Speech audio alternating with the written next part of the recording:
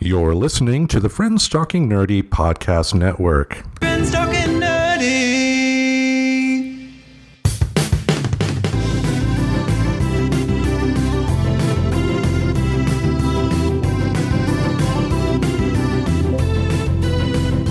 If your friends are nerdy and you are nerdy too, I want to talk to you. Friends Talking Nerdy. Hey everybody, welcome to another episode of Friends Talking Nerdy, the flagship show on the Friends Talking Nerdy Podcast Network. This is Tim Jousma joining me. I love how you're just like making fun of me while I'm doing the introduction. Well, don't look at me. I mean, you could ignore me just like most of humanity does, and then you could be more successful. No, I'm just kidding. Well, joining me all the way in the snowy tundra of Maine, it is the Reverend Tracy. How you doing? Oh, man, it is officially putting on mountaineer gear to run out and get cocoa weather. It was 2 degrees on Tuesday morning, and that turned out to very much be projected and then was the reality, and the real field temperature was negative 15. Kind of amazing stuff there. I do like that, I like listening to public radio. If I'm going to listen to a radio station that's just a radio station to tune into, I try to keep it on that. It disappoints and upsets me way less than other options out there. And it was funny because I did pick up a lot of, local warnings coming through, right? Because it is for Maine. And there was a lot of reminders of like, remember, it only takes 10 minutes to get frostbite, like on the small appendages, like the fingers or the tip of the nose or ears and things like that. So there's just a lot of reminder of like, you need to bring your pets in, things like that. And then it was really funny. So we had 2 degrees on Tuesday, and then we had, I think 4 degrees was what we woke up to the next morning. And then this morning, that was this morning when the Mr. Reverend looked over at me and said, baby, it's going to be so warm today, 24 degrees. Oh, yeah. So that being said, I do want to give a little bit of learning about this area shout out. I've lived a lot of places, and I think everywhere has its weather bullshit. You know what I mean? Texas, I lived in Tornado Alley, which is self-descriptive. I lived in Arizona where the heat was kind of a big thing. Portland had like the kind of constant rain, but that one kind of skips this rule, and we'll get to that in a minute. So I lived in Arizona with the extreme heat. Now I live in Maine that has the more extreme ends of the cold. I'm pretty sure we're not the northernmost, but because of where we are, it does get really cold here. Like it snows and the snow just stays. It doesn't melt and continuously snow. It just snows and then it stays. Like the same snow was already on the ground when we landed, returning on the first of the year. That was the base for the snow that did come last week. So it's not constantly snowing in crazy hazardous streets. So calm down. And the other thing is with the extreme cold, it's kind of similar to the extreme heat in Arizona in that, sure, it's cold, but it is a dry cold. And the reason that still checks out in my head is because of my years of, my time mountaineering and learning about like layers and what things can mean. And the thing is you don't want it to be right on that cusp of freezing. Like you want to be kind of far away from freezing on both sides. So when you are really, really cold, the air around you doesn't heat up enough to melt in your passing through either. And so you're not getting cold wet. So it was kind of funny. I was a lot more comfortable than I thought I would be. And then when I kind of applied logic and what I've learned to it turns out it's not that big of a deal. You just have to really make sure you wear gloves when you go out to your car. So, but that's the weather here in Maine. How's the weather in the other Portland? Oh, man, it was so rough yesterday. I think it reached about 62 degrees. And sarcasm. Nice and dreary outside. The weather is definitely warmed up. We're definitely past our cold streak right now. So now it's just continuing more of the dreary raininess, which after growing up in Michigan and having a lifetime of what you're experiencing for the first time in winter, I'll take this any day. But to your point, when it does get really, really cold, a lot of the time, if we're not talking like a major snowstorm coming in, then yeah, it is going to be what you called what do you call that? The cold, dry cold. Yeah. It's normally going to be that. I mean, it's if like fresh snow's coming in, you got like lake effect, or in your case, ocean weather coming in. Then with the wind, that's a different story. Because during the winter, it's more the wind and wrong clothing that will make it to where you're really going to suffer the effects. Yes, and the death trap that are the bricks in downtown. That's something the two Portlands have in common, by the way, is they both had this genius fucking idea to lay bricks with like no space in between them. So anytime water hits it, it just immediately freezes and slicks over. There's actually a woman that broke her arm in like the neighboring building when that all happened last week. So kind of nutty stuff, but it's, having the right shoes, not, carrying 30 things in your arms to throw your balance off. There's just a lot of things that you learn. And it's been kind of fun in that sense. I like the snow. I think it's pretty. The other one was the realization that you do need sunglasses for snow, but these are things that we already knew because of mountaineering. So it's just kind of realizing that some of the logic that we know and some of the stuff we've learned to do mountaineering, the Mr. Reverend and I being the we I'm speaking about, because we're both adapting to this, is realizing like, okay, well, I don't need crampons because I'm not going up to like the tippy top of a mountain. Little asterisk here, in case I'm speaking over anybody who knows what those are. Those are a device you attach to your mountaineering boot when you're getting up on like icy summits, and it literally has claws in it to dig into the snow and ice. And not generic tampons, Yes. They're not some weird version of like tampons that nobody crampons. Like, God, who would want to buy that? Just in the name. I don't know what the effect it's supposed to have. Does it stop them or does it start them? But anyway, sorry, digressing there. But, instead of crampons for digging into snow and ice up on a mountain, you get yak tracks, because that's going to keep you safe on those bricks and things like that. And also still don't maybe run like an asshole. Take your time, get places early. You would think, but especially when it usually will happen at the very first big snow, and you probably already experienced it. People will forget that there's snow, forget that there's ice, and drive the exact same as they normally would. Oh yeah, and that's pretty much what happened last week. That was the snow, the first big snow. I thought maybe it was the one that happened while we were gone, but I guess we got to be lucky enough to experience it our first week back from vacation. So we did not miss the first big snow of Maine for our first year here. Well, that is very good to hear.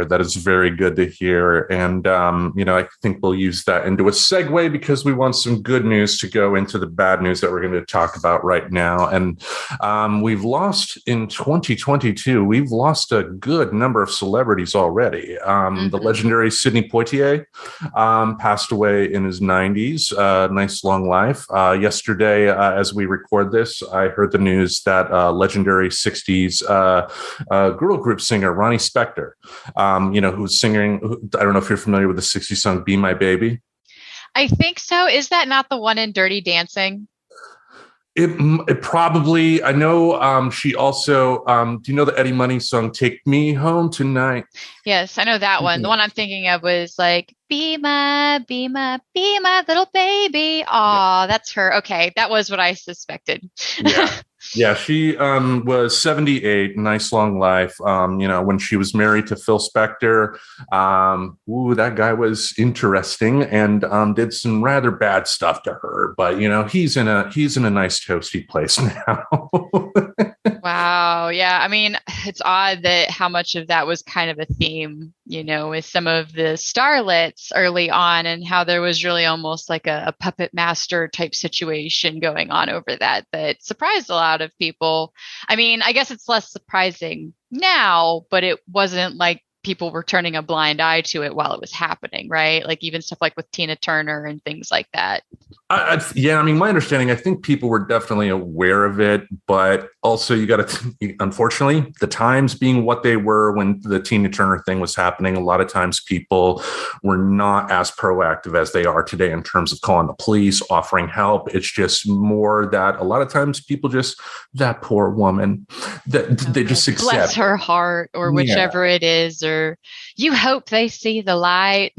Sorry, I'm dipping into my Southern. You could tell where I heard a lot of those things. Mama. You even had the fan thing going on. Well, my stars. But the sad news we wanted to talk about here, in terms of, the pop culture stuff we talk about, it's a person that I think, in one way or another has definitely, affected both of our lives in terms of the entertainment we watch. And that is one Bob Saget. Oh, yes. I do remember a lot of Full House growing up. I even remember when Bob Saget kind of started falling from grace as the mothers down south started learning about his stand-up comedy. And I have vivid memories of particularly him falling out of grace in the eyes of my mother. Just that being very shaking for people, right? And I mean, and he's not the first one that's happened with, or won't be the last. I mean, you look at Richard Pryor, he surprised a lot of people. You look at Robin Williams, he really shocked folks, I think. And I think that's because, a lot of people equated him with like the genie, right?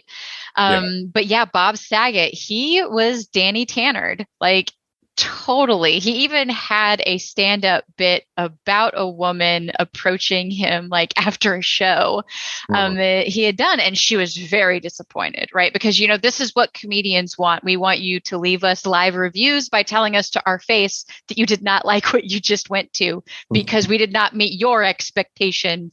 It definitely helps clarify where you can send your requests for our content like in the future, ahead of time, right, so that we can meet your expectations. No, but I guess like the whole thing was she had come up to him after the show and said, well, I just expected you to be like Danny Tanner. And Bob Saget quipped back with, what did you want me to do? Stand up there and dust bust for 5 minutes? Like, so he definitely had a hard time getting away from that. And even when he continued, he did America's Funniest Home Videos, for a while, which is traditionally where we went to go watch people do stupid shit, before there was YouTube. Before there was YouTube, there was America's Funniest Home Videos. You could tune in for a finite amount of time. And he was still kind of, as someone described, milquetoast. He was very dad joke centered. So when you get to his dirty jokes, it's very almost like disarming in a way because you don't expect it. It's not like they go on stage going, hey, I'm Danny Tanner here, but watch out if you look up my other stuff. Yeah, I mean, like growing up, I hated Full House with a passion, even as a kid, it was never meant for me. It was too much of the... I mean, my mother liked it. Why was I going to like it? And then when you were talking about him on America's Funniest Home Videos, I remember I was last night watching one of his stand-up specials, and he brought up a specific thing that happened in South Park, early on in South Park, where they had a Bob Saget reference, like where they had him on America's Funniest Home Videos go like, knock, knock, who's there? Bob who? Bob Saget. And then Cartman goes, he's not, it's like, something about like he's almost as bad as the guy on Full House. But sick burn. Yeah, but I was in the same boat. Like I hated him for years, but then one day it was like 3:00 in the morning, and it was not on basic cable. It was just regular TV. I didn't have cable at the time, so it was like either watch an infomercial or this, and it was one of his HBO specials, and it was edited, so there was lots of beeps, but there were lots of beeps, and just sitting through that, it was just like, this is Bob Saget. And then, it's like, oh my God, maybe in the other shows he was acting. If anything, this kind of opened my eyes to how, like on the one hand, people that watch Full House are generally complaining about the types of shows that I like and wanting them canceled. It honestly made me realize that I was doing that on the flip side too. It's okay not to like a Full House, but there is an audience for that. It's not me. I was the one that was wrong. And just because those people were accepting a paycheck to be in that show doesn't mean they're not funny. They're just getting paid to do a job. And I have to admit myself, I mean, if working on a show like Full House was my way to get into Hollywood, I'm going to do it with a smile on my face, Oh, yeah. And it was a good gig to take. It was the kind of TV they still wanted some wholesomeness at the time. I mean, I don't know if we have a lot of like well-known like household name shows anymore that fit that bill when I think about it. And this is something that I've only recently thought about largely because of the conversation around Bob Saget passing. And, more recently they had made that movie about, Mr. Rogers and things like that.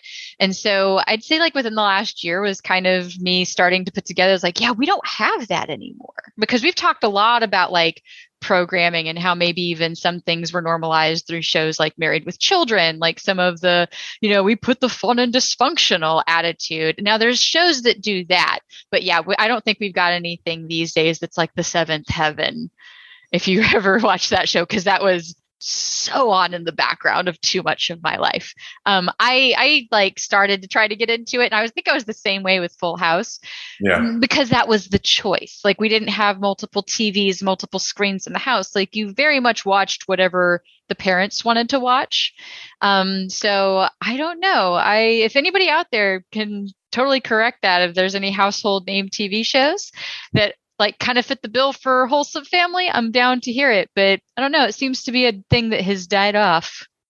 And if I had to speculate, I think the reason is, I mean, it's more and more these entertainment companies are making entertainment for very specific audiences, whereas something like Full House was built on the old classic sitcom model of making it, trying to make it as widely accessible as possible, and like, I don't know. I think to your point, yes, we should try and go back to having some entertainment that more people can appreciate together, not just this super segmented stuff. But I think there's also, dangers of going too far the other way too, I guess. It's like, I don't know. But, one thing, too, that Bob Saget was involved in, there was a documentary, I believe in the early 2000s, done by Penn Jillette and Paul Provenza called The Aristocrats. It is a documentary about a famous joke that comedians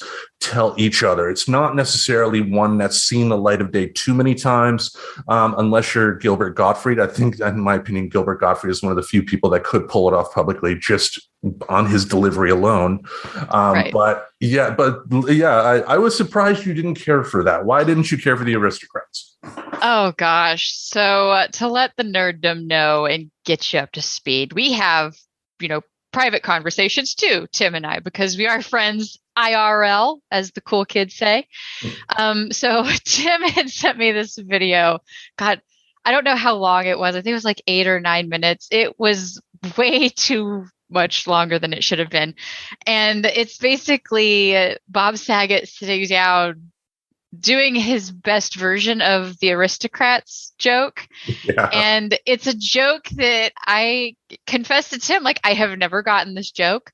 I don't understand why it's funny. It's more just like painfully long. And I wanted, like, at the end, I just thought, I want however many minutes long this video was, like, back in my life. Like, I need it back. Can I have it back, please? And what's sad is at that point, I actively chose not to go look at the length of the video because I didn't want to give it any more of my time.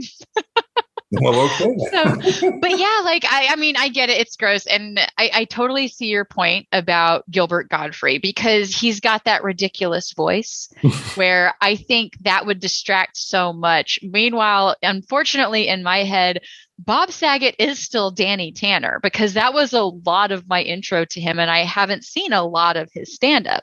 Mm-hmm. And so it was just like listening to Danny Tanner talk as if for once he never had kids, like alternate reality Danny Tanner, just not necessarily nailing the worst joke ever. Mm-hmm. Like, well, worst is in like it was wrong, like the topics in it were wrong and gross and bad in that sense. I don't want to say that it is a bad joke. I guess a lot of people do find it funny, but I think that's the first time I've ever given a whole effort to sit and listen to the whole thing. And I did that for you, Tim, and I still kind of regret it. But at least I did it in memory of Bob Saget. I thought, you know what? I can do this one for Bob, who is no longer with us. This will be my equivalent of pouring a drink out.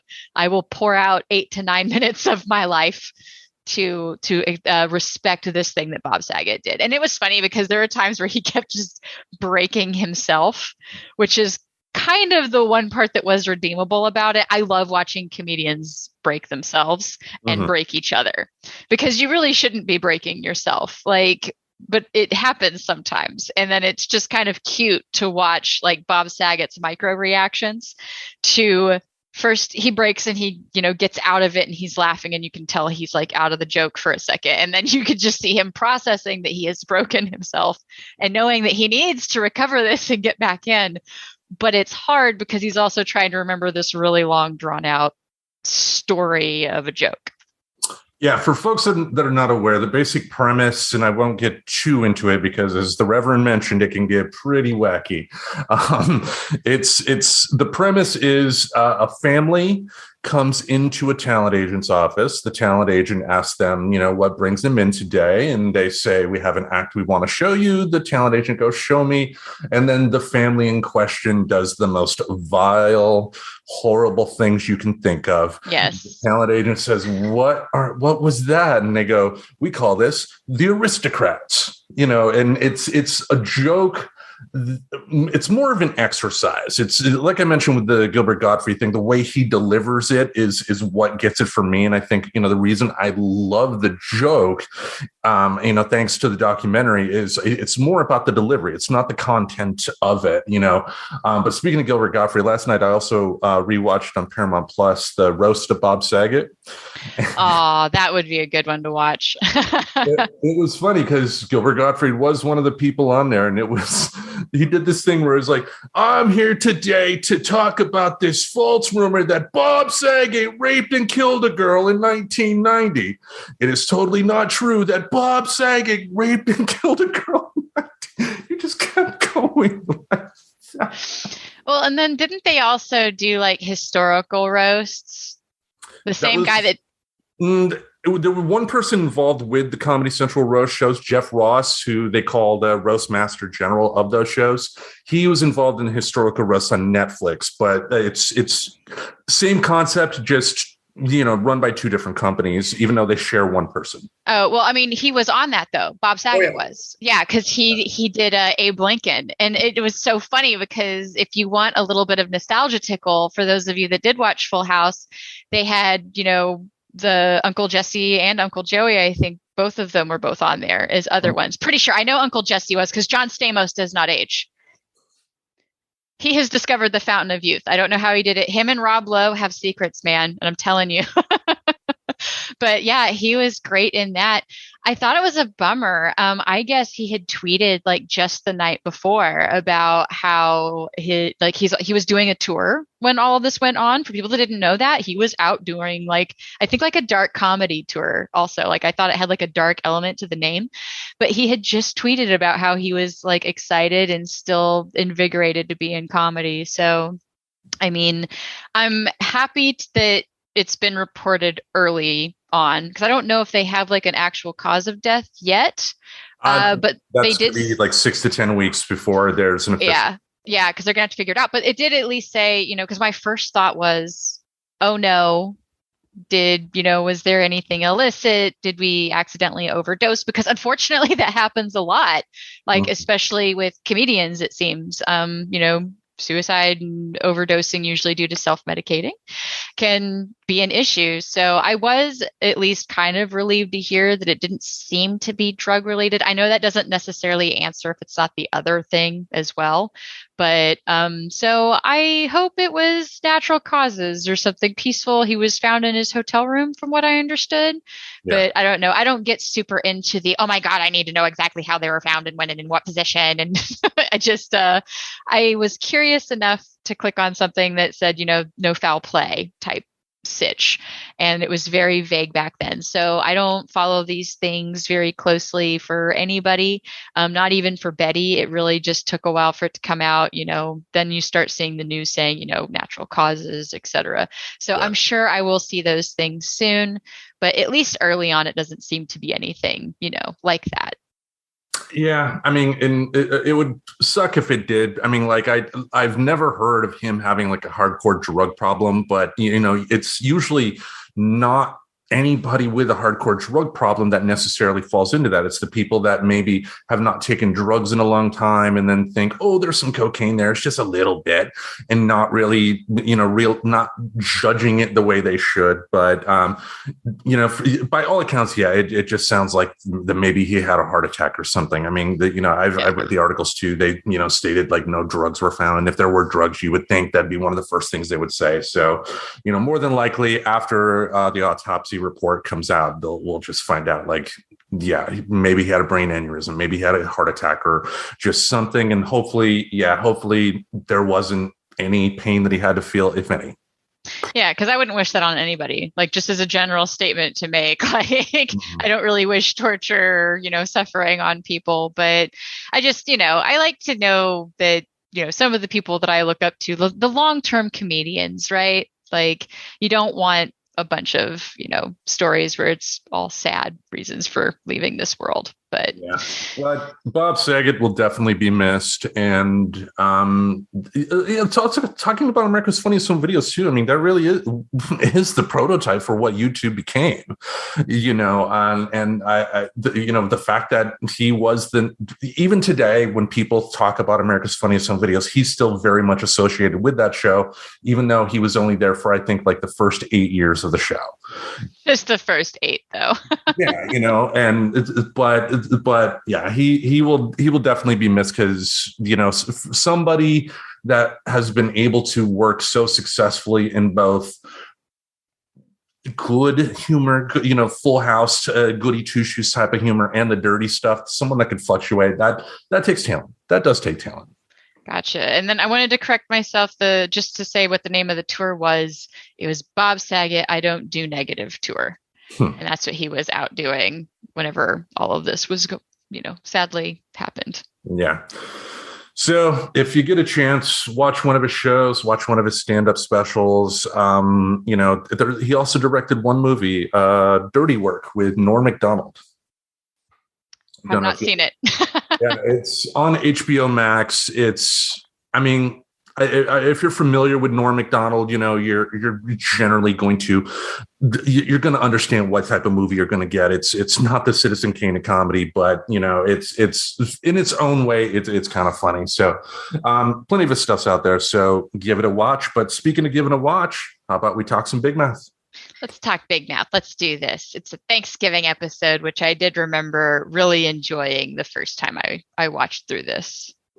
Yeah, I kind of found myself that way too. I mean, I didn't give this episode that big of a score compared to other episodes, but I think overall this was the first episode I've encountered this season to where there really wasn't that big of a bad moment, if that makes sense. It seems like the other episodes had like one really bad thing. It's just a lot of this was just meh. So you mean Coach Steve actually didn't cameo for once, because this was the one that they gave us where Coach Steve didn't cameo. Yes. No Coach Steve, thank goodness. We'll definitely run into his character again this season, but the less the better at this point. They gave me a break, and that was all I had asked for. Like even I didn't remember that he wasn't in this one. It was just I tend to now mention when I watch it and take notes. But this was the one time I was like, oh, hey, look, no Coach Steve for no reason. So, Coach Steve, yay. But one of the themes that definitely encountered in the story is defying your parents for the first time. And in this one, that's kind of ties into Andrew's story about not eating the Thanksgiving meat. I'll ask you, do you have what was your first big memory of you defying your parents? Ooh, I don't know. I'm not really sure how to answer that one because I'm not sure if I ever really did defy them. Statute of limitations. But yeah, I mean, I don't know how to say that one, I guess, because I don't really feel like I ever successfully defied them as a kid, Mhm. because we've kind of hinted that I didn't necessarily have the best like situational the upbringing. But I mean, I guess it's been more in my later life now, which is a little different than what is kind of being portrayed here. I've kind of put down a lot of kind of firm boundaries of being done, and Mhm. that has been genuinely confusing, at least for half of the parenthood of mine, but a little bit different when you do that as an adult versus when you like just obstinately defy them as a child, which always seemed like such a delicious thing to fantasize about. But I don't remember ever actually having the nerve to do it. Mostly because we still had corporal punishment in Texas that was just totally fine to like spank your kids. And I just absolutely hated being spanked. And since I lived primarily with a parent who did that, Mhm. I just really did my best to do whatever that parent wanted me to do. This is more taking place nowadays. I don't even think a picture of a kid being spanked would be like, this being a cartoon. I don't think that would go over well as being realistic to nowadays, just because so few people really seem to spank anymore. But anywho, I just never really remembered defying them in that way. What about you? Oh my God, you never met my mother. Like defying her, you had to build up the courage to do that. And for me, though, it was age 16. I finally got the courage because, like, from ninth grade to 10th grade, I went from a private school to a public school. And even though I hated everybody that I went to school with in the private school, it was at that point, it was still the only world I knew. So I still wanted to go back and visit those people as much as I could. But then my mother one time told me that I couldn't. So I was like, I'm going to, it's like, fine, whatever. And then I packed my stuff and then I ran away from home. Ooh, which Ooh. consisted of me getting my stuff, getting on a city bus, and then going to my dad's place. So, That's funny because by the way, like I did totally do stuff behind their backs. Like I snuck into mom's liquor cabinet, which again just goes to indicate not necessarily coping well with my life as a kid if I'm hitting the sauce, like on a regular basis. But yeah, just same as you, just you better be ready. And it was funny as you mentioned running away. My mother has a story that I ran away, but it is not true at all. What happened was I just like rode my bike and I went one street further than I was technically supposed to, I guess, and I put my bike like in the backyard so she couldn't find me. But I didn't do it so she couldn't find me. I just happened to put my bike back there, which led to her not being able to find me. And so she called the police. And then I was grounded for a really long time and she sold my bike. But I never ran away. Like that was the most fucked up thing was like I got all that crazy punishment and I never even ran away. But I just happened to be out past dark and one street further than I was supposed to. Nobody thought to maybe call the parents of all the friends I hung out with, but calling the police was totally fine. or like doing what like parents in the 80s used to do, like, opening up the back door, Tracy, just yelling as loud as you could because mothers have that way of yelling. You could be miles away and like a dog whistle, you're going to hear her yell.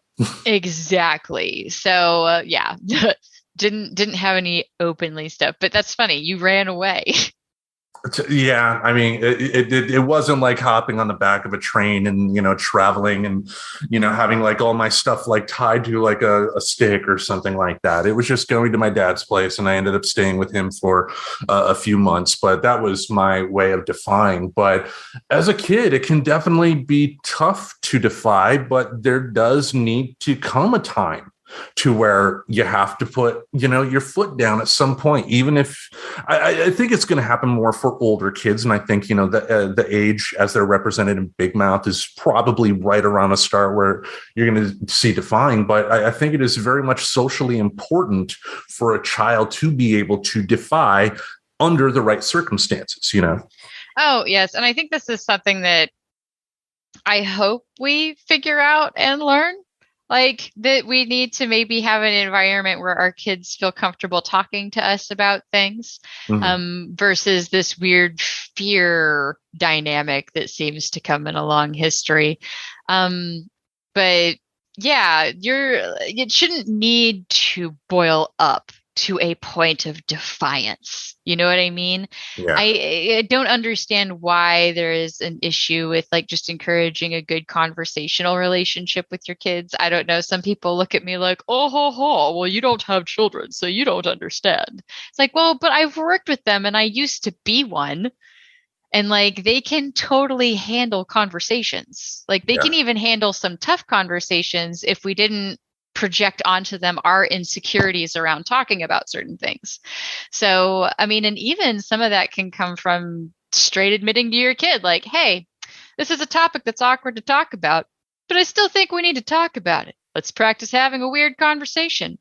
Because I don't know, I did just my little belief of something that I wish we were teaching. Like, and it's not too late for us to learn as adults either.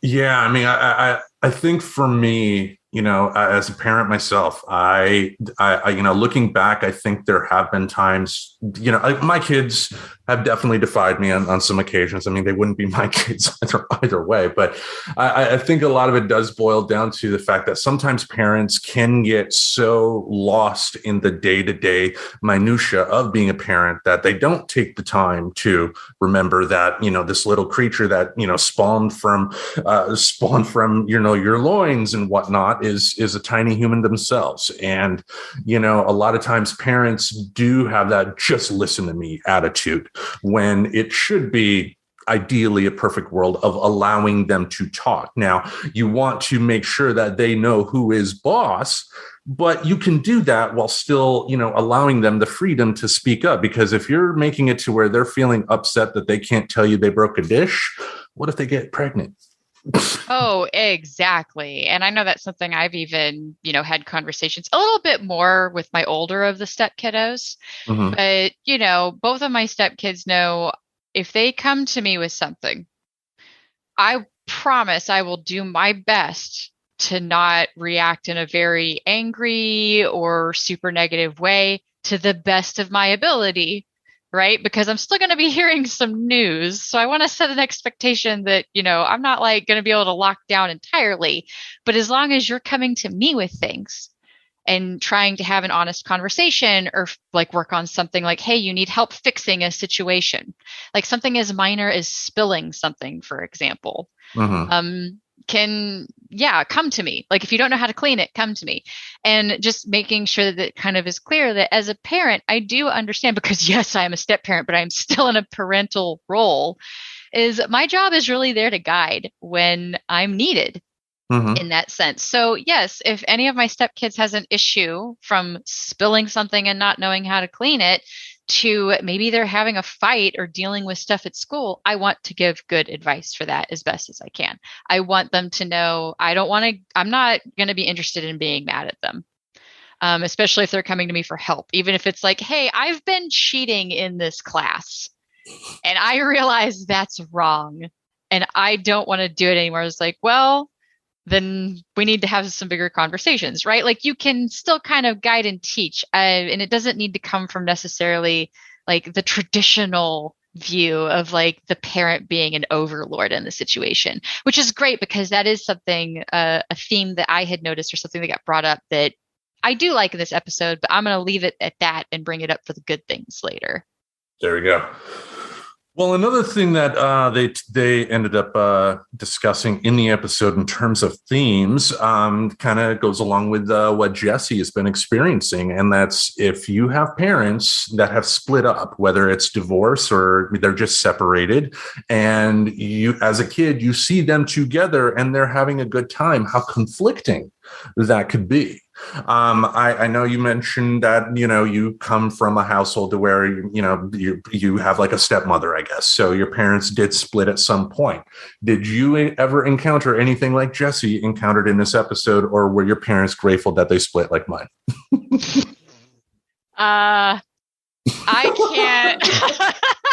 God, You're in headlights, mama. How to put this as PC as possible. I don't recall a single time where there was even a successful. They didn't talk. My parents. I don't remember them ever speaking to each other. Mm-hmm. I mostly remember being the door would be opened and I was expected to get myself to and from. Or, my father would pick us up or however it was. Like, I don't really remember some of the early exchanges where I was a baby, but definitely it never got better. It wasn't something like, Jesse's parents didn't speak and were constantly kind of digging at each other and stuff like that. But now it seems like it did hit a cool stasis. A topic, I feel strongly about is in regards to blended families. So this particular theme did stand out to me a lot, but I never fantasized about my parents getting back together. I fantasized a lot about being able to live with my dad, but never that I recall did I ever hope or even want my parents to get back together at any point. I don't know you. And by the way, I did have a stepdad too. I've had two stepfathers over time. So they did both eventually remarried. So I didn't, but we never had like the blended thing, like the whole idea of having any meal together. Yeah. That never happened. I had 2 Christmases. I had 2 birthdays. Like it was very much, I got dropped off. There was a transfer of ownership and then my dad had me for a few days, or like halfway through Christmas there would be the transfer of ownership and like I would either spend Christmas morning in one place and Christmas evening in the other. Like it was so parallel. And that's at least what it's called now, the style of co-parenting, parallel parenting. Like they really didn't, and I don't even know how much they even spoke on the phone because it wasn't like they could just email information, like parents nowadays, they can at least just forward like the bill or just shoot an email or a text saying, hey, baby Tracy's doctor is now Dr. Jebediah Smith off of fuckity fuck 321 Street, something like that. Now it's like it can happen seamlessly in the background, like that parallelness, but like I don't even know how much they even shared like just information about me because I was around for a lot of phone calls, right? Like that's how information happened. I was a kid. I wasn't like just leaving or doing my own thing in my bedroom. So they didn't talk much. Yeah, I mean, like I remember as a kid looking at pictures of my parents when they were married and thinking, why did they ever get together? They just were 2 completely separate people. Even pictures of when they were first married and in love, they just like, it's like, why are these 2 people sitting together holding each other's hand? They both look uncomfortable. It's not natural. They shouldn't be there. Like I remember bits and pieces, like my parents split, they separated. They didn't get divorced until like 30 years afterwards. But I remember bits and pieces of what it was like living with them. And like, I remember my father never talking. Which coming from me, which is a big shock for people that know me. His father didn't talk much. What? But yeah, like even going into adulthood, a few times they would like to get together. Like I found it weird. Like as an adult, when my mother had her brain tumor issues, like there was like a good 2-month period where my dad started, like take her to her appointments every now and then they were sort of somewhat getting along. They were, playing nice because she got there, but her being the type of person that she is, the moment he screwed up once, her original self came out, and they never did it. They never did that again. But yeah, I never had any sort of illusions that, they were going to get back together and be peaceful because, it was a perfect example early on of the fact that sometimes adults just aren't going to be together forever, that's a lesson it's sad I had to learn it that way, but it's a lesson that I think everybody should have, because even if you are a child from a successful parent household, that does not guarantee that you're going to find a partner that's going to be as loving as the household you're in, Oh, exactly. But I still sometimes like go back to like, how did my parents get together? Like what's funny is mine was actually because she was originally dating his brother. So it's one of those charming little stories. Oops. Whoopsie doodle. Great at family reunions, I guess. Well, the second charming story was she told him that she couldn't get pregnant. So, that's just a recipe for a happy marriage. Yeah, to quote the line from this episode of Big Mouth, condoms are for millionaires. Oh, yes. I actually kind of started taking just a separate little note section of quotable quotes. So just the quotes that make me giggle, and him saying condoms are for millionaires was probably, and obviously that was Jesse's dad, Greg. Yeah, but yeah. condoms are for millionaires was pretty great. All right, let's move on to the next theme here. And this is one I think most people have done at least once, and that's wallowing in self-pity after being denied by a potential love. Oh, unrequited love. So sad. But I do think that most people have experienced that to some level. Yeah, I mean, I don't even know if there's any particular story worth getting into. Yeah. Yes, I did have a crush every other week. And I was also really unpopular for a good chunk of my life. So, the batting average of those folks are not very high for it actually being reciprocated back. So that one was like, yeah, I feel like that one hit probably a lot of situations in my life. Yeah. Yeah, kind of same here too. I mean, for someone who didn't have the courage to really talk to women during high school, there were still plenty of loves that I encountered that they didn't know my existence, but I was just crushed that they didn't like me. Oh, right. I mean, I was in a small enough situation. All of my schools from, K through high school and then even college, wasn't exactly a huge world.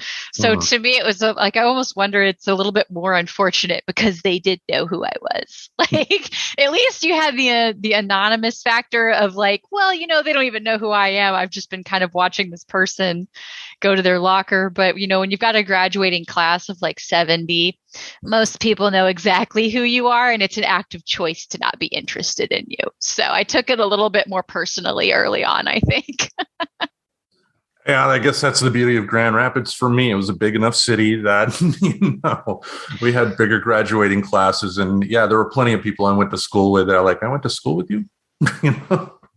Yeah, I've worked in offices that were bigger, numbers than my high school. So Yeah, I mean, same with me and Apple, which is sometimes I hesitate stating how much I dislike that on a public forum, dislike working at that place on a public forum like this, because, I'm sure they're if somebody that I did work with, but I never encountered heard that, they would just think, oh, he's being an asshole. But for me, it's I had specific reasons, but that doesn't mean everybody who works there is an asshole, Exactly. I think my relationship or the way I relate to that is with a Lubbock Christian University. It's not everybody there was an asshole. There are some people that I am friends with, and possibly even one that listens to the show. So I'm going to throw it out there that yes, there are some people who are nice and that, I still talk to from time to time. But yeah, for the most part, didn't super care for my experience there. It's actually going to be inspiring at least a chapter or so of my book. So, there's that. Coming to bookshelves soon. But don't say soon.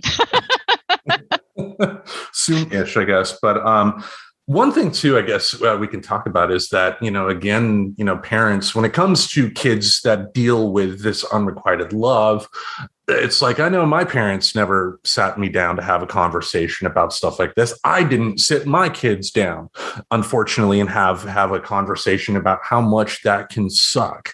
It's a lot of these relationship things we just have to experience. And now, of course, a parent's not going to be able to prepare a kid for absolutely every single bad thing that's going to happen. That's an unrealistic goal.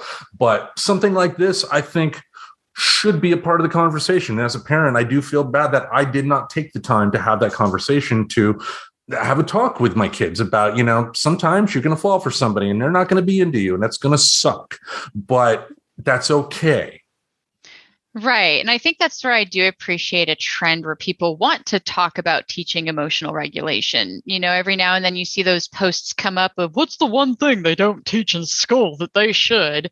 And, everybody on Facebook and their dog is putting stuff like how to vote in America and, politics stuff, or, they need to learn how to balance a checkbook. which nobody does anymore. So that person ages themselves. But, something that I do see trending in that bigger conversation is this idea of teaching emotional regulation. And I want to throw it out there to you, Tim, because you said something that just made me sad. Like, don't feel bad that you weren't given that tool to, like, you weren't ever told to teach that to your kid. Right? Like, we weren't even taught emotional regulation, which is great because, we have mentioned like some of the podcast stuff that I want to start doing, with the new year and everything. It's a big topic I want to touch on, is that it's not too late to learn emotional regulation. And this even goes into, we touched on this in the last episode where we talked about the jealousy monster, and we're going to feel big emotions. But we weren't taught how to deal with that. And especially like, sure, we kind of got the passive where your hormones are just going crazy. Well, it turns out blaming it on hormones like doesn't actually do enough. Like, kids don't understand what that means. Yeah, sure, you understood what it meant, mom and dad, because you did grow out of it. And so a lot of it got less for you. But when we're not learning coping skills for these things early on, I think it manifests into a lot of what we see nowadays, where people are, my favorite term, quote, a slave to their emotions, when really you can be taught concepts on how to respond instead of react early on. So yeah, it makes sense seeing this stuff happen with kids, but it's so depressing to realize how often it's still carrying on into adulthood. These practices of moping over unrequited love. And, it's sad. And it goes back to, it's not too late to learn it. So I don't know. I wanted to throw it out there. Don't beat yourself up for not knowing what to teach your kids. Like, when we weren't even given those tools, we didn't have the example of how to teach these things. So now it's like, great. Does public school need to come in and do this? Do we have to somehow teach the parents on how to teach this? So how do we do it now? Yeah. And fair enough. I mean, I think, the point is that, we need to have these conversations with kids, because I think this is something that, parents can help with, in terms of just, whether, even if it's just bringing up your own experience from a similar age, just the simple fact that a kid can know that, you as a parent had a similar experience, 9 times out of 10, that's going to be enough for them to be comfortable to be able to talk to you about stuff like that. So, right. And I think a lot of it goes back to making certain topics non-taboo. And the way you do that is talking about it before it comes up. Like, I don't know, how do you like to be trained on a new process at your new job, Tim? Do you want to just be sat down in front of the computer and be like, hey, do this thing? Or maybe a little bit of like heads up before you have to sit down in front of the computer and deal with it, right? And the same concept can totally apply to some of this stuff with kids. Like, maybe the idea of having strong emotions shouldn't be brought up as a reaction to the child experiencing strong emotions. It goes back to, if you're using logic brain to talk to somebody who's really in emotion brain, which a child normally is when they're dealing with their strong emotions, it's not speaking the same language. So it's also getting that message out there that, much like how we adults learn and absorb information, it's going to be taken better by a child who is not wrapped up in an emotional state at the time. And that's where it's like, you can have arguments of when is too young to introduce certain topics. And I'm just kind of turning into, why are any of them taboo to talk about ever, is kind of my question. Like, why not just have the type of relationship with your child, that you can talk about anything? So the example I think of is one you brought up on episode 100. Think about that little girl who got taught that, the name for her private parts was Cookie. Oh, yes. The whole that I even hate saying the story of is the whole idea of knowing what it means. And this family member licked it. Like, I cannot say the whole sentence that was the quote, but, and I'm just like, oh, that's just mortifying. But yeah, we don't need cutesy names. We don't need to hide it. And you know what? My unpopular opinion, I'm going to say it here. If we want schools to stop teaching it, we absolutely have to find a way to teach it as parents. We do. If we don't want the school deciding what's taught and when, we got to do it, because public school is just responding to public problems, because that's what they do. when something is a problem and it hits society, they have to find a way to address it. And that goes from, hey, kids need to know how to read in order to do basic work, to, hey, kids need to graduate high school without the STDs, or be able to graduate high school and maybe not have a pregnancy so that they could, get a good start on life before they incur something that's, really going to be hard to recover from financially. Such a blessing. Oh, but it's a blessing. Yeah. It's not a blessing when it's, in the backseat of somebody's pickup truck and a seatbelt and like jammed into your ribs. That's not a blessing. That's a mistake. Yeah. Well, speaking of mistakes, the next theme here kind of relates to Missy, and that is intro to marijuana. Yes. I honestly thought it was hilarious and such a great display of how you can just make bad decisions when you're in that wrapped up emotionally. Because at the beginning of it being brought up, Missy went from like never smoking in the and like never going to smoke. Nope. I care too much about my brain development, to hearing her cousins talking a little bit of poo. And then it got in Missy's head that she's uncool. And then she like illogically runs up, grabs it, and like sucks it down with a vengeance. Right.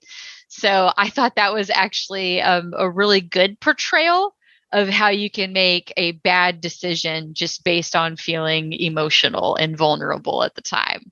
Because Missy's usually so much more logic-minded that it's really a standout when her emotional mind takes over. So when she is more childlike and less of that mature state. Yeah. And yeah, I mean, nobody sets out to, hey, I'm going to buy this cocaine so I can get a great drug habit going. No, you buy it. But like as a kid, when do you first remember hearing about marijuana? So I know my mother actually found a highlighter pipe that somebody who lived in our house at some point had. I'll put it that way. So I'm not outing anybody. I know we're not like a huge show, and I don't even think they listen to this, but we did have like kind of a few revolving people that lived in our house. So I will put it that way. So that's like kind of the first time I felt it was close to home. And I knew there were parties where people were, usually drinking, because this is like, out there in Texas. But I knew some people did weed, but I never met anybody. Like I never saw them do it. I'd never been around it. I don't even think I had smelled it outside of like a DARE classroom. It was like, don't do drugs. This is what weed smells like. So if you smell this, you should go the other way, was kind of the way it was covered that I vaguely remember. Yeah. Weird because, that also could be like, oh, that's what weed smells like. So if I want to try it, walk towards those folks. But I didn't really even get an opportunity to try it until college. So it being introduced, because I think these guys are still in middle school at this point. Missy is, but I think her cousins are college age. Yeah. Oh, yeah. I mean, they make sense. They're casual as all get out about it. I mean, they're walking down a sidewalk and smoking. So. Yeah, for me, I guess kind of the same thing. I mean, for like the musicians that I liked in the 80s, especially, you would hear about marijuana like MTV occasionally or something like that. So I was definitely aware of it. And then come high school, like sometimes I would hang out with the stoners and they would definitely have access to it. But I was kind of in the same boat. I didn't really try it for the first time until college. And like Clinton, the first time I tried it, I did not get high. It's like I didn't understand. I get you're supposed to inhale it, but I just didn't know the whole process of what you were supposed to do. So I didn't. Oh man, I got every stereotype of high, every direction you could take that joke. Like I laughing uncontrollably because someone was asking me for my phone number, and the fact that I was listing just numbers to somebody for some reason just made me lose it in laughing. And then there's like the whole point. So, this was back when I was in college. This was Lubbock Christian University, funny enough, where I finally got introduced to doing this and tried it. And I remember I was in the back seat of their car because we left campus because we weren't that dumb. We weren't going to do it on campus. And we left campus. We were like legit behind a dumpster. So everything stereotype about like smoking a joint behind a dumpster, I guess. And so they like take me home because they're like, all right, this cracker is high as shit. Can't let her out on the streets. Let's take her back to the dorms. So I remember being in the back seat and I just got so paranoid that I was like, there's lights behind us. I can tell it's a cop, man. I can tell by the color it's the cops. I'm over 21, so just tell them that I'm drunk. And like, it was just some van. Like, it wasn't even anybody. So, and then like munchies and chips that tasted awesome that night, but terrible the next morning. Like, it was magical. So it was pretty much everything that I guess I had been told it might have been like. But that was one thing that I thought was interesting about like Missy's, the interpretations of being stoned are always what take me out of the world. Because like, I don't know, does anybody hallucinate like on weed? It's just the thing that always irritates me with shows. So I'll mention this bad thing now. I didn't like the portrayal of Missy being high because I feel like it's always unrealistic when they make people who have been smoking weed like somehow hallucinating that they're on a sitcom. That's definitely totally different drugs. Yeah, and I've not heard of any hallucinatory effects of weed. I mean, it's possible, I guess, if you smoke like Snoop Dogg levels. Who knows? But again, I've never really heard that. Yeah, it's like the more harder stuff is, LSD. That's going to get you hallucinating. I know from experience. So. Yes, that's probably like the end of my colorful things I have tried, by the way. We have now hit the 2 things that the Reverend has tried ever. I've never gotten curious. I don't know, like the other things I Googled the consequences and went, no. Like I know I don't want my teeth to fall out. No, I don't want sores all over my body. No, I don't want my weird crocodile skin. But yeah, like I don't know what it is with shows because I feel like we are knowledgeable enough about how marijuana works that we would stop doing this. So it's just kind of frustrating to still see it like on the reg. In a way, though, it's kind of the laziness the same way that like television shows do religion, because if you think about it, 9 times out of 10, if you see a pastor on TV, he's dressed like a Catholic priest with the collar and everything. I mean, like they do it in South Park, even though they don't specifically mention he's a Catholic priest. Well, that's, I mean, I know they have some Catholic stuff in South Park, but still, I mean, commonly, again, like even Seventh Heaven, I think he did not dress in like a suit or anything, but like a priest. But anyway, different story for a different day there, I guess. Let's move on to the next topic here. And this is kind of ties along with Leah's storyline, and that's dating a bad boy or a bad girl. Yes. And that one we're still waiting to see how that one plays out. It's kind of the intro part of the idea. What's his name again? Val, thank you. So Leah is dating Val, who is one of Jay's brothers. Good callback to the Ookie on the cookie situation. Well, I mean, just in case you forgot that was them, because at that point, this has been a long time. Not everybody re-binges or anything when it comes up to new seasons. And I think that was pretty early on. So I understand the callback. It made sense. I thought it was interesting that he kind of did some side conversation with Nick. And it's like, and I get into this more when we recap Bad, but it's like, I don't know if that was imagined or not, but I guess it wasn't, because he brought up the, having sex with her until she happy cries, like to Leah's face. So maybe that was like all based on reality. But yeah, I also am curious though, because even in this episode, he had mentioned that, he was brought up in a home that doesn't really have some good values, and he finds it, refreshing to be in the home. So it'll be fun to see how it plays out on, is he evil or does he really like her? And he's trying to break this intergenerational thing, which really has kind of been a theme of the entire episode. When you think about it, like almost all of it kind of comes into this intergenerationalness. Like it's not necessarily Missy's as directly, but I thought it was interesting. Think about it. A lot of her issues at the end of that episode were with her parents, intergenerational.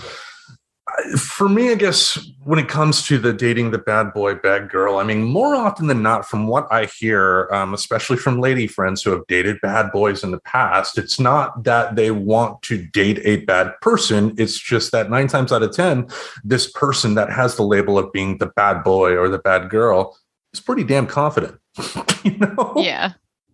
Could be a confidence thing misread, right? Because there's that narcissism, that air of the confidence can be kind of taken different ways, I think. Yeah, and I don't know if I would call it confidence with him. He was more of a bravado thing, but even she kind of seemed to be into the story, of him being from a rougher household and coming into theirs. Mm-hmm. So there is a little bit also of the saving saintness that is a little bit encouraged, especially in dating women. We're encouraged kind of more to think that way, I think, than men necessarily. But this is my datedness from my growing up. So not necessarily talking about nowadays, Right. just stuff that's kind of traditionally been held of, saving them. I feel like I've known more women who have that savior mentality of, but they can be better with me, than I have men taking on that same thing.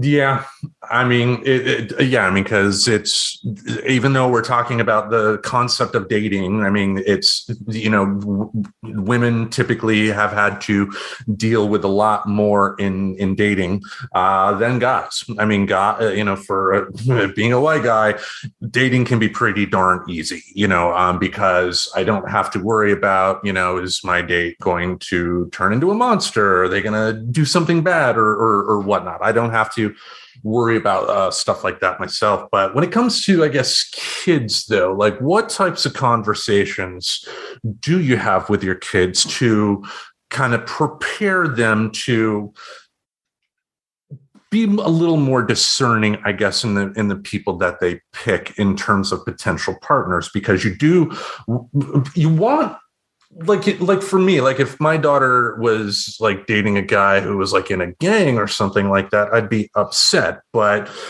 how do you prepare your kids for picking the right person? Well, that's what's kind of funny, is emphasis on preparing kids for stuff, when really you should just be kind of living in a way that you'd hope they'd replicate. I think a lot of the head bumping that happens between kid v parent is, you got to think about it. Your kids are kind of in a front row seat to your life. So they're probably more aware of how hypocritical you are than you are. And so they see it. There was actually a really beautiful version of kind of the same sentiment that I'm going to put out there, where it had said something like, somebody once asked me, how do you get your child to read books? And I just replied by reminding them that kids learn through replication. So I just read more books. And that's really what it comes down to, I think, with a lot of things. Think of how many humans that just kind of have shit relationships in general. And I'm not even talking about romantic ones. I'm talking about friendships that are just crappy. And I'm not saying that you need to not be friends with somebody like the second you have a disagreement. No, my God, you should totally learn how to talk through those, because it's going to make you a better human too. Like, hopefully both of you, and that's the kind of friendship you have.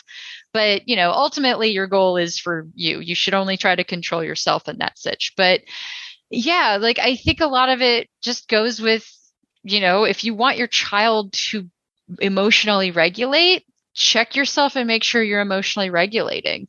If you want your child to have good, healthy friendships and relationships, maybe you should be taking a time at looking at how you hold, create, and are involved in your friendships. And I'm not saying that it's necessarily like a 1-for-1 trade, but I just don't think there's as much sitting down and having a lesson plan like laid out necessary when they are actions that you can kind of just show them are successful by doing them.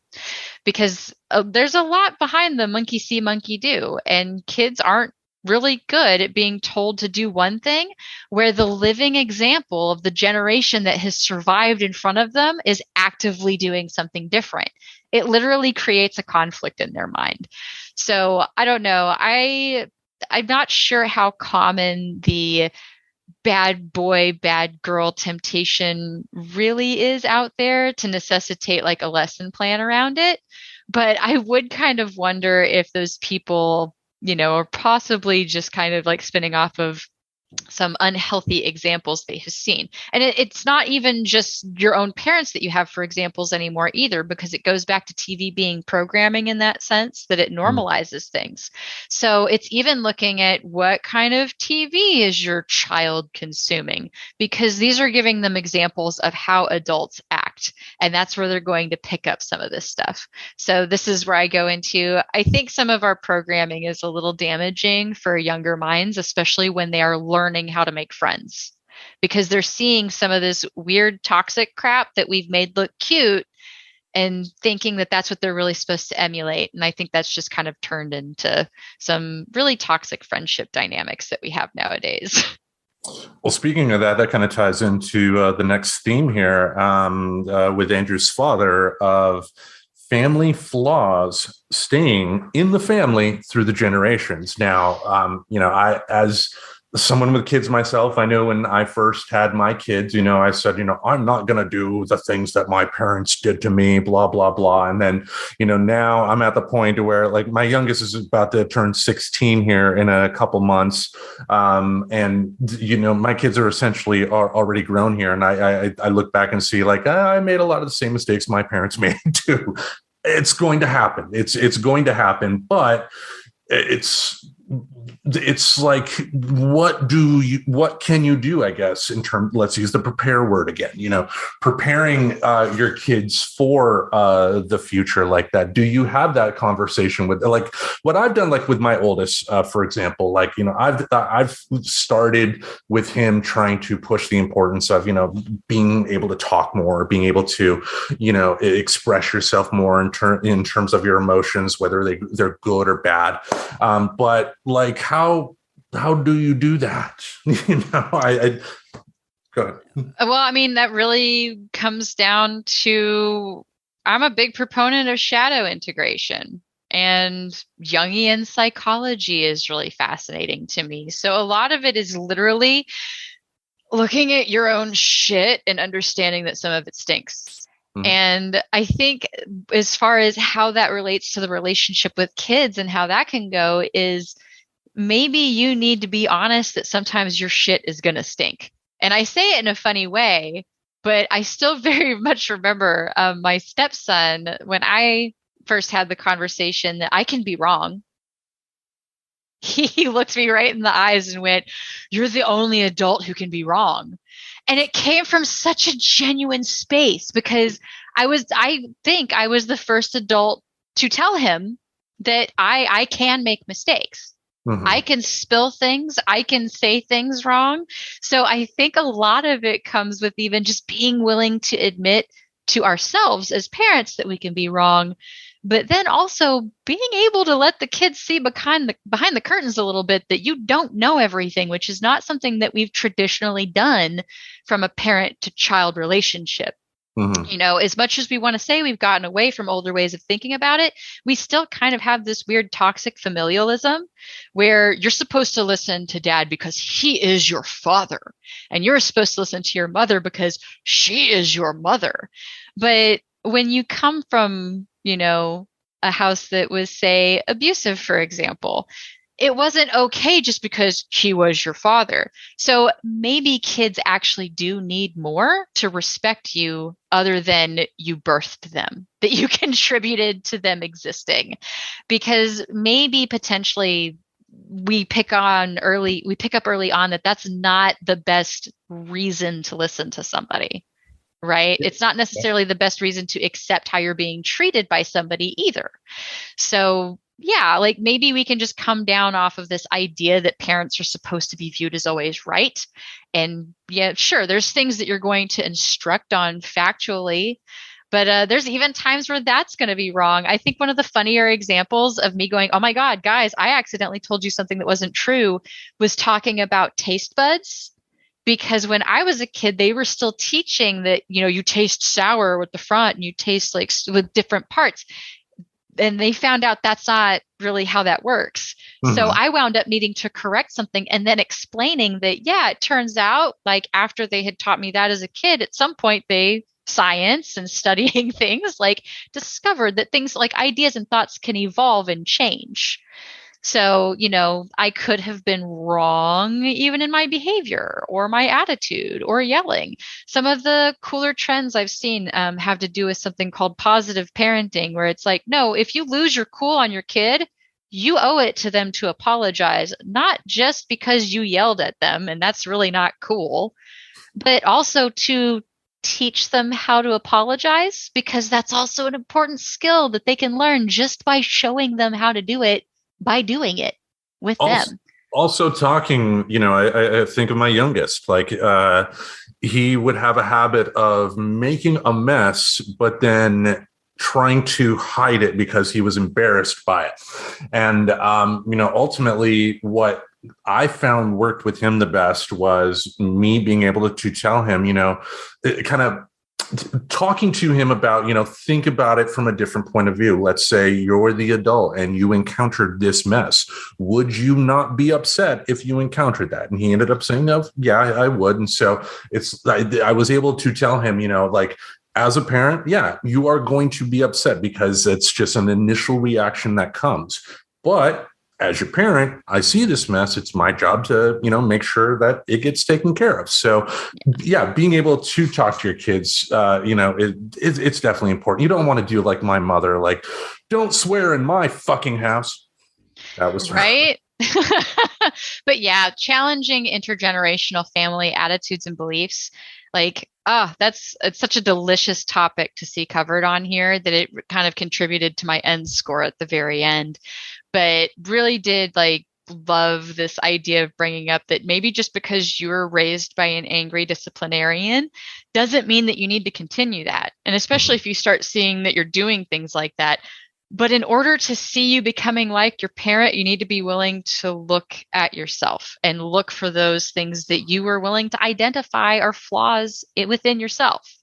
And that's more of the shadow integration thing. So that's where you stop the intergenerational traumas and things like that, is really looking inward at yourself and then figuring out where you'd like to change it. And then I would also say, if you want to help your child be able to challenge those things, so hey, if there are things that you didn't nail, maybe they can nail it for the next generation, which is kind of some of the point of how I feel that we should be raising kids, is so that it gets better with the next generations.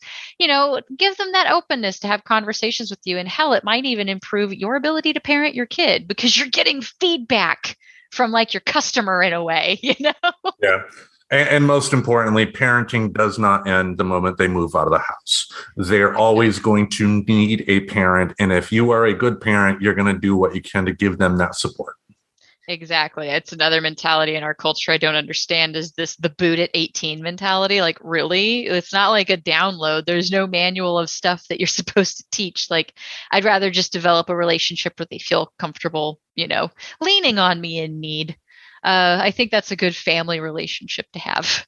Indeed, indeed. Now, the last theme here, and this kind of ties into the brief appearance of Jay and Lola, is being nice to someone after a messy breakup. And I don't necessarily mean romantic. Obviously, with Jay and Lola, it was a romantic thing, but you can have a breakup with a friend and still end up with a situation to where you find out that that person that you are angry with has had something bad happen to them.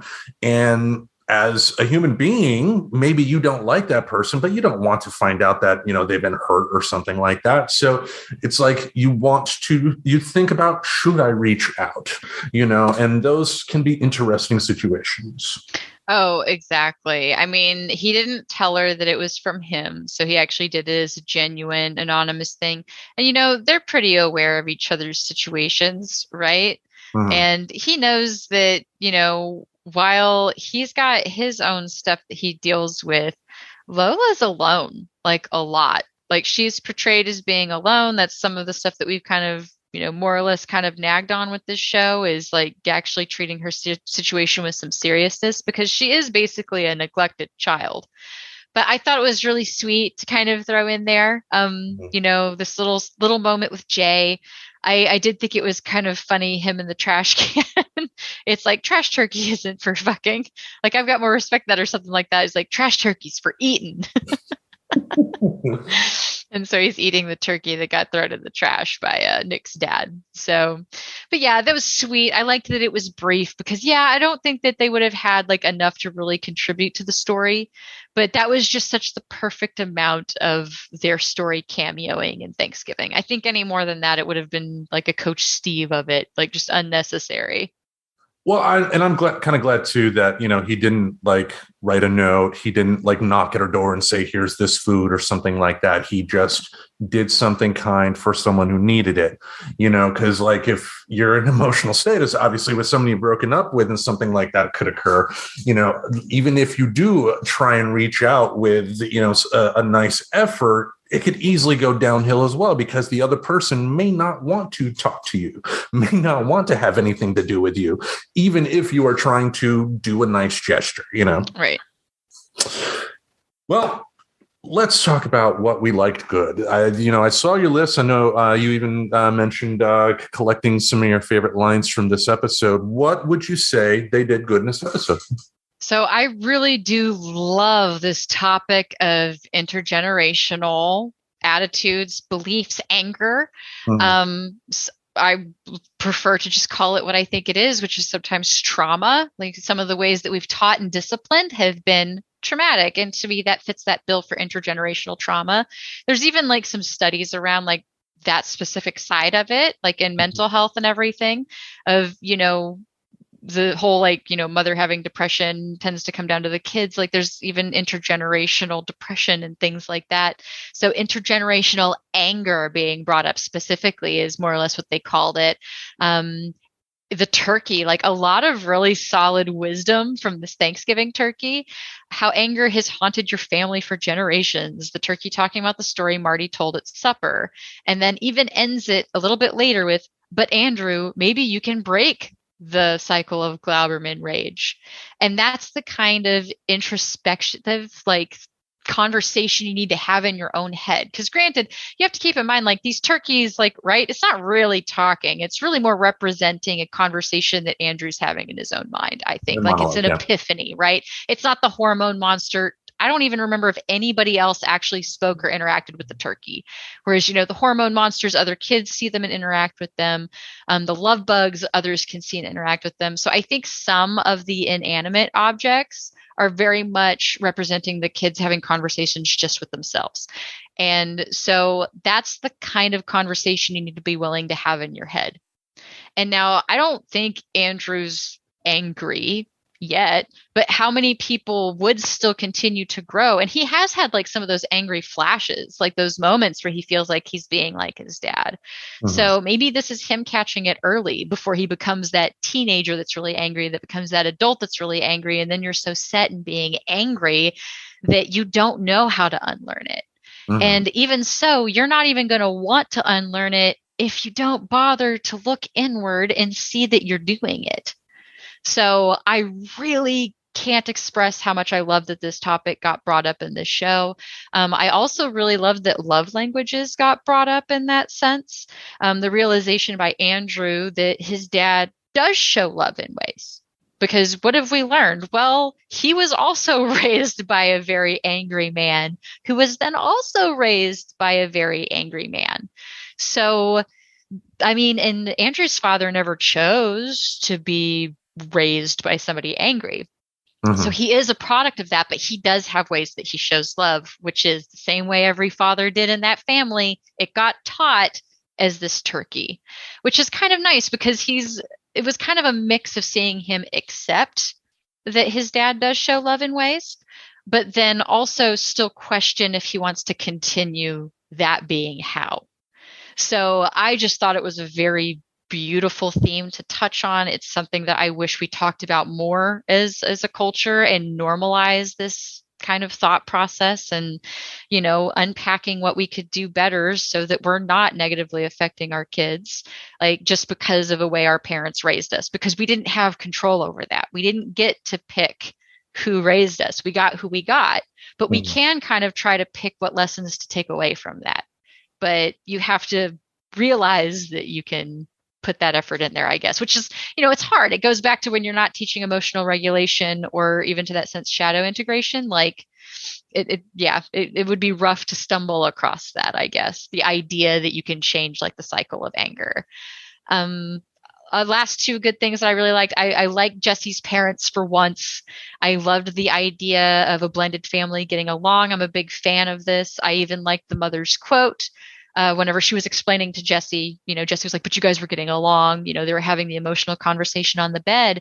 And the mom said, we're trying to get along. I love your dad. And because of you, we're always going to be in each other's lives. And that's an attitude so few blended families are able to embrace because of some traditionally or, toxic held views. And all it takes is one person in the dynamic to have them. And you can't have like a family dinner. Like, I still don't understand, going back to kind of talking at the top of the show, why I never had like anything close to a family dinner, like with my blended family. It was always super parallel and super separate. And I just worry that that's not necessarily healthy. But this is showing like how that can also affect a kid. Like, I guess I'm saying that I find it interestingly conflicting, right? Because they're getting along is a beautiful thing. We should want blended families to get along because it just increases the size of the team for this child. But then again, it's also kind of showing it as a negative thing because it got Jesse's hopes up in that sense. Granted, they all seem to handle it really well in the end of it. I assume I'll go into some of the negatives like later that kind of it has to do with this scene in a sense, where I feel like they're kind of blurring what parts are fantasy and what parts are actually happening.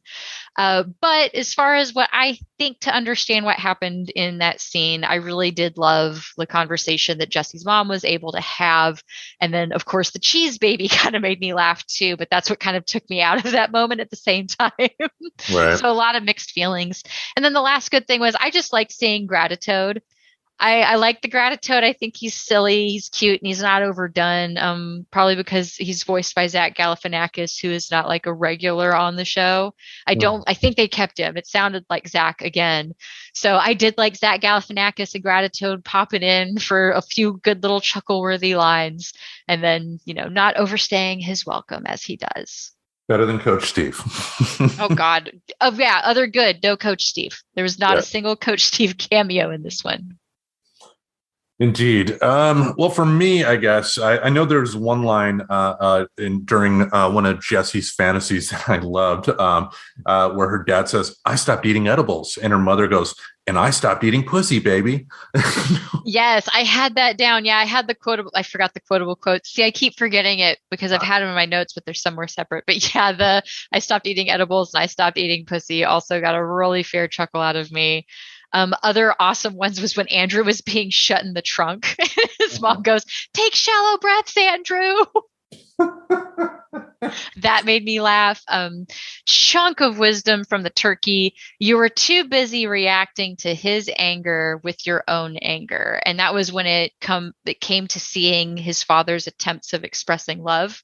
Like he was so mad that it's not in a way that he wants, that he didn't see his own dad's love language, which goes back into the overall good, awesome part of the episode. I also really couldn't help but laugh at Missy's dad when he responded to her comment that NPR's programming has gotten stale. He goes, "Well, clearly you're still high." I just love it. I think I've mentioned on here, I do listen. I actually, on this very same episode that I listened to NPR and like the local public radio station. So I thought that was kind of great.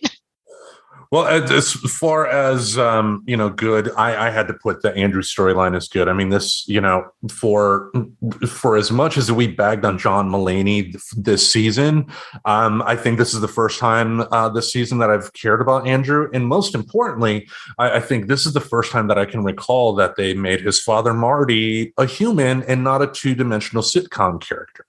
Right. Like I even like Andrew showing some of those actions of breaking the pattern. He sat and talked to his dad about, hey, like, it's gotta suck. Like, this is the first Christmas without your dad. because Zadie had died like within this last year. So it was, I loved that Andrew's storyline for once contributed so much good to this episode. So yeah, right there with you on their storyline being good for once. And like more than anything too, I think overall the entire episode was good at not throwing too much at the wall to see what sticks. I think the times to where I bristle a little bit at the show is that, when they do throw in the Coach Steve cameos for no real reason but a quick quote unquote laugh. I didn't really see that in this episode. From start to finish, they chugged along at a pretty good speed. The story was told really well, and while I do have some complaints that we'll go over on the bad side, I just think overall it was really well done. They used the cast for this episode in the right way. Right. And it goes back to, we didn't have unnecessary Steve. And I just again, can't get over that Andrew's storyline. Like, I appreciated it so much. And it was a topic that I care a lot about. So it really got my attention this time. Indeed.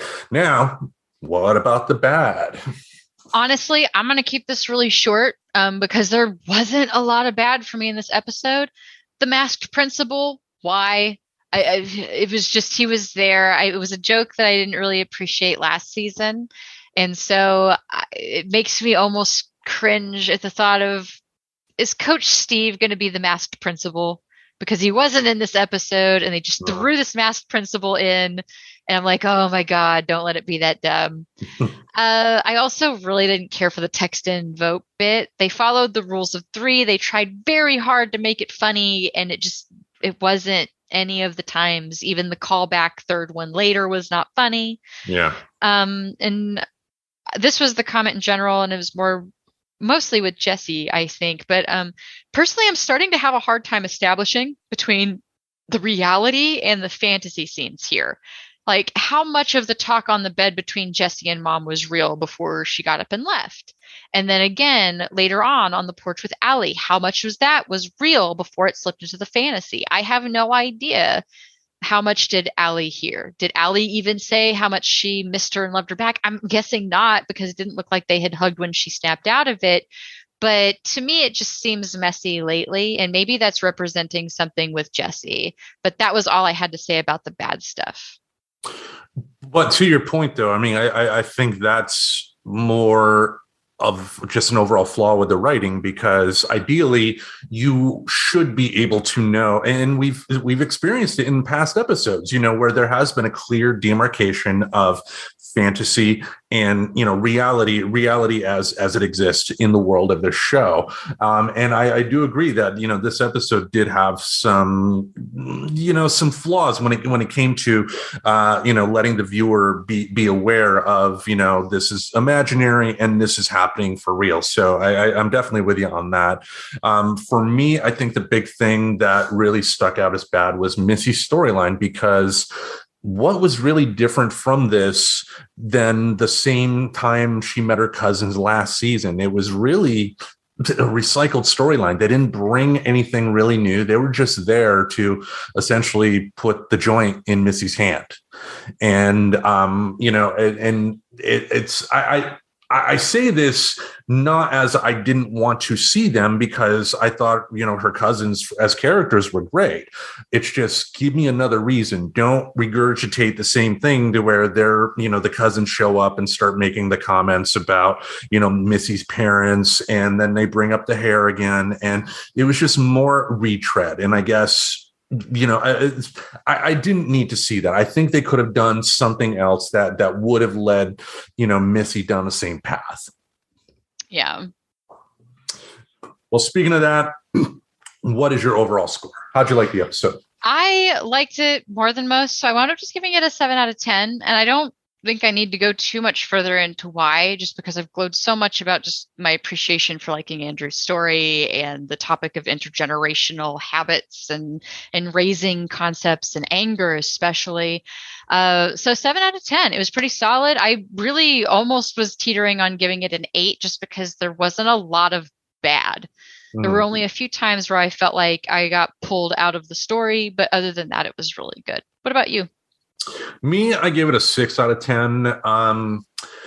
The reason I went with the more mediocre score was, while like I said at the start, I don't think they did anything terrifically bad in this episode like they have in other episodes, but they didn't really do too much that stuck out as really good. So it didn't balance out for me. And that's being nitpicky, I guess. But overall, I had to give it a 6 out of 10. Having said that, to be clear, I think this episode has worked better, more so than the other episodes we've seen so far, just because there's not that huge seesaw effect and really, really good and then really, really bad. It was really solid throughout, but nothing to really write home about. This wasn't their absolute best episode, but it wasn't their worst either. It was a nice episode to move you to the next part of the story. Right. And it's like there wasn't like any new awesome way of representing anything that was introduced. So that's where it's like, yeah, it's solid. But I think I do agree with you to that sense. It's nothing to write home about. Yeah. Well, look at that. Another episode of Big Mouth is in the books. Yay. Now I get to bundle up to go to my car and go rescue the Mr. Reverend from his daily work. Yes. Getting the old snowshoes too, or well, I mean, not right now. I accidentally left my snowshoes at the office today by mistake. So it's okay. I'm just wearing my regular boots, but Well, very good then. Let's wrap this up then so the Mr. Reverend can have his rescuer and be brought home in a nice warm apartment. So yes. So with that, thank you all for listening. Every Saturday, we're going to have something in this podcast space to entertain your ear holes on other days of the week as well. Remember to listen to the next episode of Hump Day on Wednesday, but we bid you adieu. Farewell, everybody. Subscribe to Friends Talking Nerdy on iTunes, the Google Play Music Store, as well as Spotify. Remember to support Friends Talking Nerdy on Patreon. Goodbye, darling.